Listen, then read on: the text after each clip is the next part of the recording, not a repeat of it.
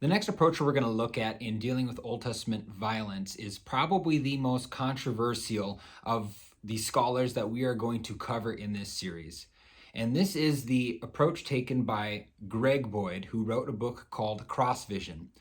Cross Vision is essentially the simplified or the popular level version of his larger work, which is 2 volumes, about 1,500 pages, called The Crucifixion of the Warrior God.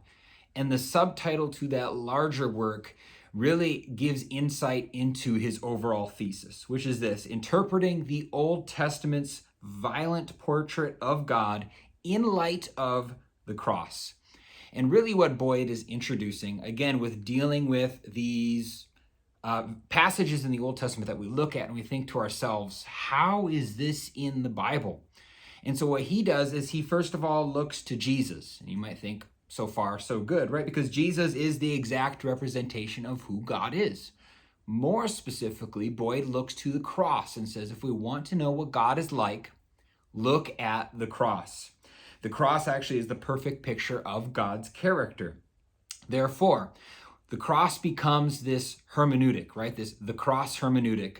The cross becomes this lens through which we can look back to the Old Testament, to some of these passages that can be disturbing to many readers today.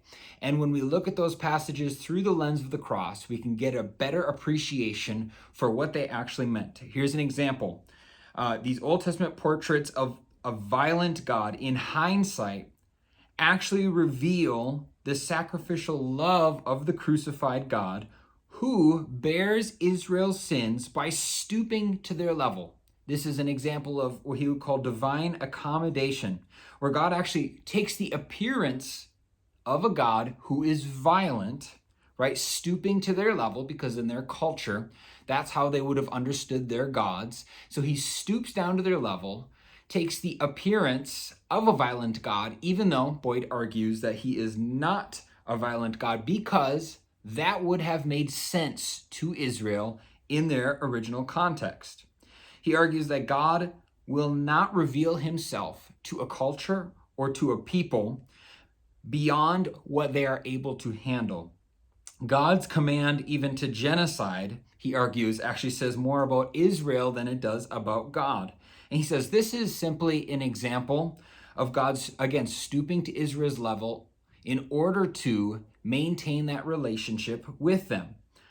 Another example, right, when Israel wins a battle in the Old Testament, right, it happens all the time. Israel wins a battle and they praise God and they actually attribute that victory to God. And again, using the hermeneutic of the cross becomes that lens through which we view that biblical event. And when we do that and look through the lens of the cross, we can better determine actually what he argues, and this is why it's controversial, right? We can look back at an Old Testament victory where Israel attributes and gives credit to God. And he says that we can actually look back and determine and distinguish whether or not those authors were right or wrong through the lens of the cross. So you can see where this would lead to all kinds of issues, but this is essentially his way of dealing with it, right? That the cross becomes the perfect picture of God and his character, and that through that lens, we look back at the Old Testament through these stories, through these commands that appear to suggest genocide, and that is how we can determine, again, through that lens of the cross, how we understand and how we can read those passages. So again, this and I've been trying not to comment or give my own evaluation on these different scholars and the way that they deal with Old Testament violence, but simply to summarize and to present it.